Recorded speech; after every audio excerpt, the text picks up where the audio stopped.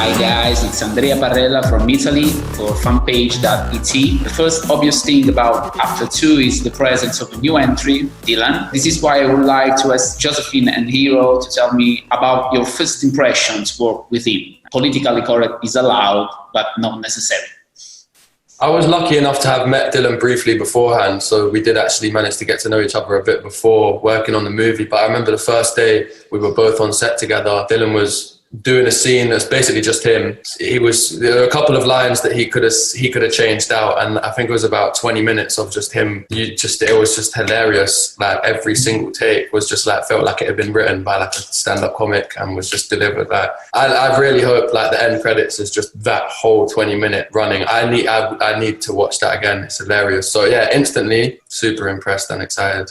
Dylan, you're lucky. That's a positive review. And what about Josephine? I think my first impression was, oh, you're stylish because you're wearing a shirt and jeans. And I think it was probably, I don't know. I've never heard stylish before, so that's I think the shirt was a tiny bit tucked in, intentional or not intentional. I was like, I think just, that he's a really focused actor and a very genuine person. And that's always so wonderful to get to work with that. Oh, these were both very nice. I'm thankful. Really nice people. Yeah, that's not bad. Okay, Dylan, you're the new character and probably the most different one from the original book. And you help to blow up Tessa's balance and unleash the crisis. Basically, you're the bad guy. Do you agree with that definition? How do you feel in that role? I mean, I don't know necessarily about bad guy. I don't think anyone in this series is necessarily good or bad. I think there's a lot of moral gray matter in there. But he's certainly a complication to the dynamic, right? But I think that what Trevor thinks he is doing is good. And he represents something that is very different from Harden. He's, very work-minded. He's looking to better himself, to better his life, and become better for his friends and family. And I think at some point or another, Tessa starts to kind of be included in his own mind with that. And he's unknowingly getting between Tessa and Harden in that way. Josephine, in the first chapter of the saga, Tessa is a girl who becomes a woman. What should we expect from her in the second movie?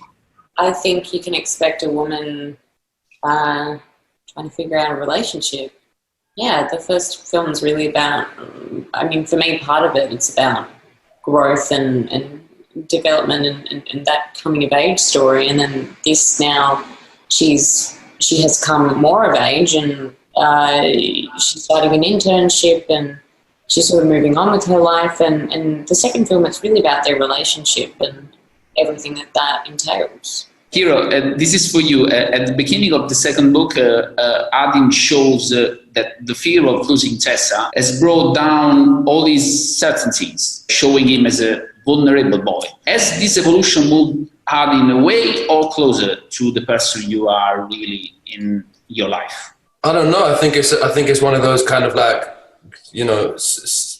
very emotional times in his life, as it would be for anyone, and it's just one of those things where time, you got to get out of it. Whether you run towards or away from it, I guess, is depends on the person. Harden definitely runs towards it, so I think it's bettered him. I think it's made him realize who he is and what he wants. Next question is for Dylan and Hero. From this movie, both of you inevitably come out as a sex symbols. Do you see yourself in this definition? Dylan? I don't see myself in it at all, no. I'm flattered, I'm honoured.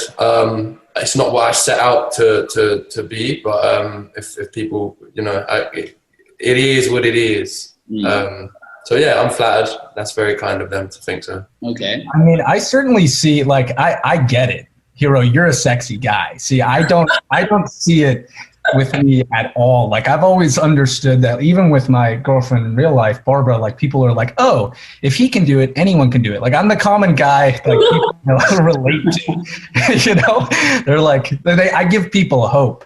I don't think I'm much of a sex symbol. I want to propose you a sort of synthesis exercise, okay? I didn't see After 2, and I need to convince my mother to come with me at cinema to see it. So you have 20 seconds for each one to convince my mother to come with me to the cinema. It's a really family-friendly sort of film that you can watch with, you know, any member of the family, your mum, your dad, your niece, your nephew, your grandma, your grandpa. 20 seconds. I can keep going. Your daughter. I really think you can just bring anyone you want to the film. And okay, that's good advertising. Hero. Dylan and Joe are in it. I'm done. I don't need 20 seconds. What more reason do you need? Okay, Dylan, it's up to you. Hey, mommy, this movie is hot, hot, hot. You want to go see this movie with me, your son? Okay, no, sorry. You can call her Rosaria. Her name is Rosaria. So I know you're Italian. So you can you repeat with Rosaria? Hey, Rosalia, this movie is hot, hot, hot. Why don't we get some buttered popcorn with me, your son, and watch this movie about teen romance? I think she's gonna appreciate. I come back to the keyword sex, because I think an inevitable aspect is that, judging from the trailer, there seems to be many more sex scenes in the movie than the previous. So did this make you uncomfortable? And I talk to all of you. No, because I think, you know, that stuff, it's really professional and it's super choreographed, and I think we're lucky that we've already worked together before, and it was a lot of the same crew, and so I think it was probably, if anything, easier doing it the second time around, just because we were so familiar with all the like. Yeah. I think everything gets easier the more you do it. So everything the second time around was a lot easier. But I don't think it was ever really a challenge. We always went about it a straightforward, professional way, just like any other scene. So no, I don't think it is any different from any other scene, really. I actually was kind of, without spoilers, I didn't have obviously nearly as much as they did. Outside of all that, I think everyone on the set is very professional. And I think when you're doing it in a professional setting like that, it should never be awkward. Guys, last question. Your movie will be released in theaters after months of forced closure. Are you frightened by the idea that your work and the whole sector of cinema may change completely in the coming years due to COVID effect? I think we're all very lucky to be where we are in the industry we are. And I think there's so many people who are struggling during this time. And I mean, I think like TVs and home systems are getting better, which is the one other side to it. But it is definitely, you know, sad that you won't have that go to the movies thing as much anymore. But yeah, it is what it is. I think so many industries are affected by it massively. We all just got, you know, it's not the end of the world. I think everyone, like Hiro said, everyone is kind of reeling from this. I don't think cinemas and movies are alone, obviously. I don't think that it'll necessarily hurt the viewership of the film, because everyone mostly watches from home anyway nowadays. That being said, there is obviously such an experience in the theaters, and I just hope for the best with film and cinema in general to recover from this. I think that it will. It's kind of a timeless thing, and I'm optimistic.